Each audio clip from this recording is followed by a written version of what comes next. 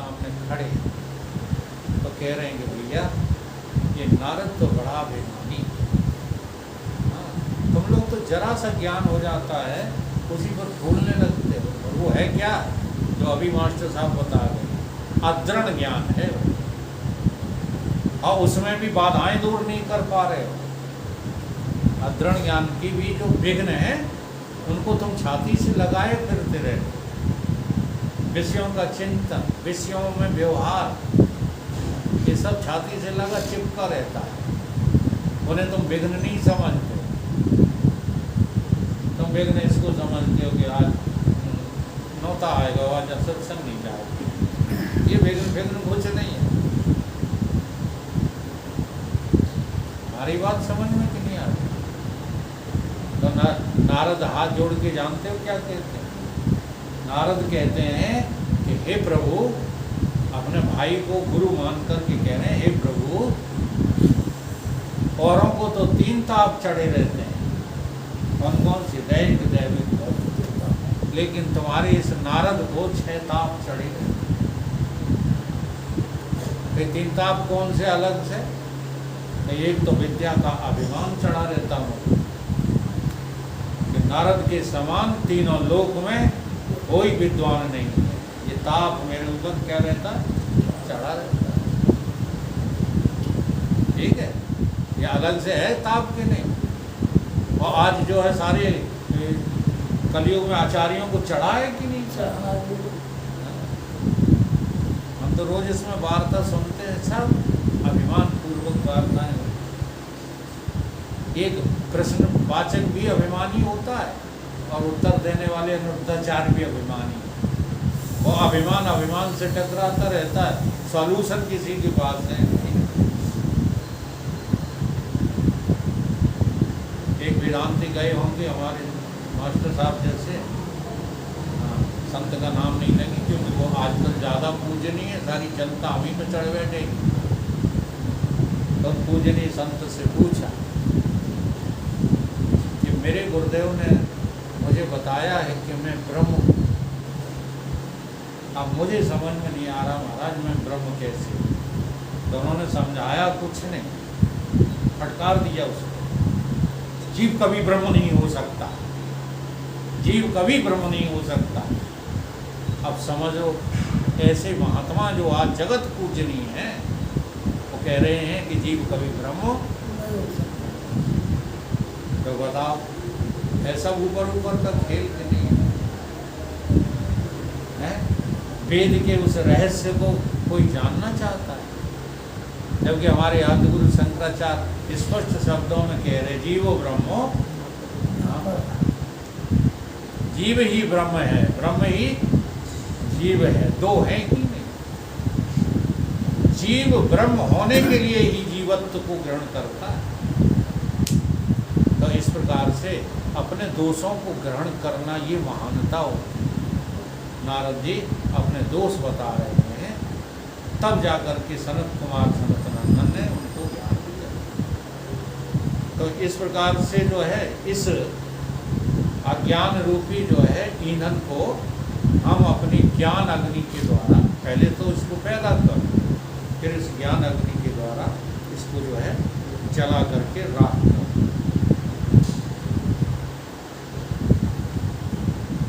ये आत्मा तो ऐसा नहीं, क्योंकि एक ही आत्मा सारे जगत में व्याप्त है, वह परमार्थिक सत्ता वाला है और नित्य है, इसके अतिरिक्त तो कोई दूसरा ऐसा है ही नहीं। इसी वास्ते आत्मा में कोई भेद नहीं।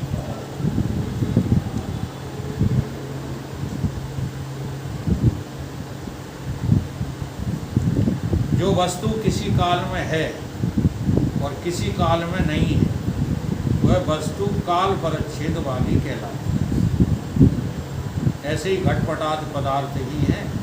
आत्मा तो तीनों कालों में एक सा है, ज्यों का त्यों बना रहता है। इस वास्ते काल परच्छेद से आत्मा रहित है, ये काल में नहीं बन सकती। जैसे कोई प्रश्न करता है कि काल से बड़ा कौन है?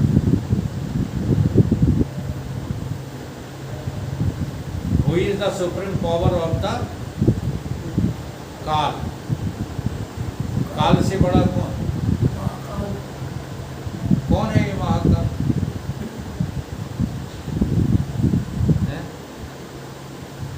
शब्द तो आपने ले लिया, महाकाल किसको कहेंगे? देखो आपके अनुभव की बात है, हाँ, ये कोई रटने रटाने की बात नहीं है। पहले तो काल का पता लगाओ, काल किसे कहते हैं?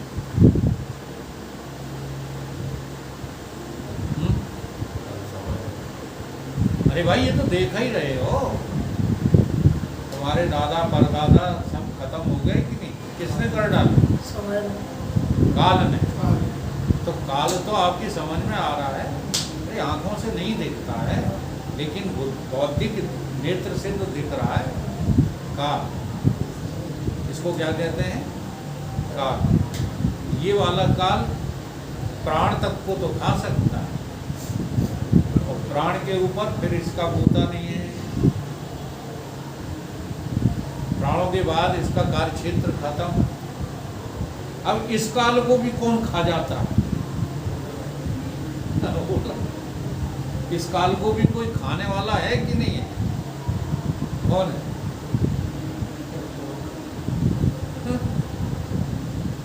देखो द्रौपदी वो समझती थी मंदोदरी, और तारा समझती थी, और दोनों नारियों ने इन्हीं शब्दों को जो है इस्तेमाल किया।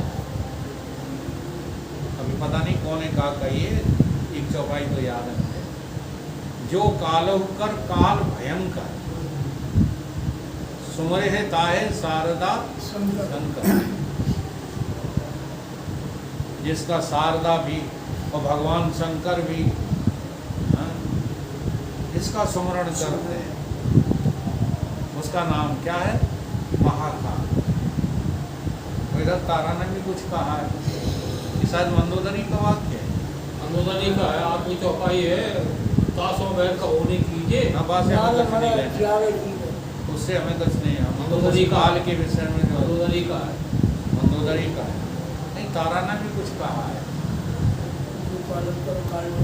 नाथ राम नहीं नर भूपाला भुवनेश्वर कालहुकर काल, है कि नहीं?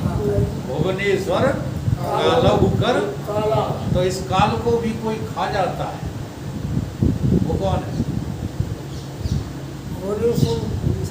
हाँ, है तो भुवनेश्वर, सारे भूमि के स्वामी हैं, नहीं है को? ये मिलेंगे कहाँ? कालहुकर काला, हाँ, काल को काल, काल के भी काल। नाथ राम नहीं नर भूपाल, ये अयोध्या के केवल एक भूमि के राजा ने।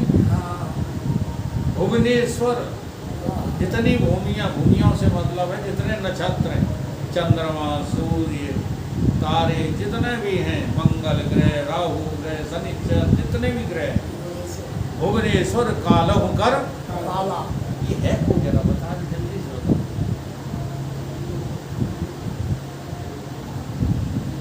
वो है ये है? अपने ही हैं जो कुछ अच्छा, लग रहा है वैसे।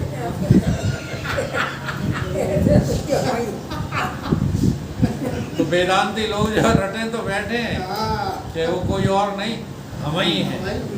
कह तो दिया, लेकिन क्या लग रहा है? अगर लग रहा है तो बताओ काल के अधीन क्यों फिरते रहते? तो ये लगना चाहिए, जब पूर्ण रूप से आपको लगे तब समझना कि हमको ज्ञान प्राप्त हो। ऐसे ही जो है काल परिच्छेद से रहित हो तुम, देश परिच्छेद से रहित हो तुम, वस्तु परिच्छेद से रहित हो। किसी छोटी सी चीज में, सीमित वस्तु में तुम बनने वाले नहीं। हे जनक, जो देश काल और वस्तु परिच्छेद से रहित है, नित्य है, व्यापक है, वह एक ही सिद्धि है, और वह है तुम्हारा अपना आत्मा। हे राजन, तुम ऐसा निश्चय करो कि तुम तीनों भेदों से रहित हो, स्वगत, जाति, सजाति, इन सब भेदों से, तुम सब विकारों से रहित हो। जब तुम ऐसे निश्चय कर दोगे तो इस निश्चय रूपी अग्नि को प्रज्वलित करके अज्ञान रूपी वन को भस्म कर दोगे, तो फिर तुम्हारा जन्म मरण रूपी जो शौक है, सबसे बड़ा शौक क्या है? जन्म मरण। हाँ, सबसे बड़ा शौक यानी कि दुख केवल जन्म और मरण। अगर मृत्यु का भय है, मरोगे तो फिर जन्मोगे। जातस्य हि गर्भम मृत्यु, गर्भम जन्म मृत्यु। अगर मरोगे तो बिना जन्म लिए नहीं रहोगे। जी हाँ, ऐसा नहीं है कि मरने के बाद तुम्हें ज्ञान हो जाएगा आसमान में, ऐसा नहीं है, मुक्ति हो जाएगी मरने के बाद। नहीं होगी। मरने के बाद किसी की मुक्ति नहीं होगी। मरने के बाद तो जन्म होता है। मुक्ति तो जीते जी। जीते जी। अबे मर के देखो ना, अभी मर के देखोगे तो तुम ये पाओगे कि हम तो कभी मरते ही नहीं।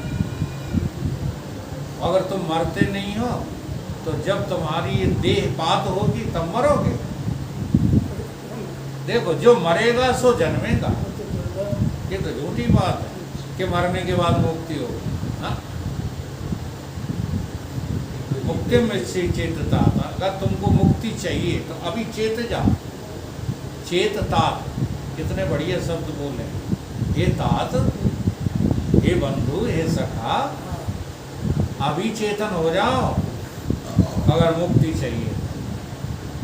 और नहीं तो बहानेबाजी कर रहे हो, मरने के बाद किसी को मुक्ति मिलती ही नहीं। इस प्रकार से इस अज्ञान को जलाकर जब नाश कर दोगे तो सारे मोह शोभों से आप बरी हो। इसी का नाम क्या है? मोक्ष। पूरी गुरुदेव भगवान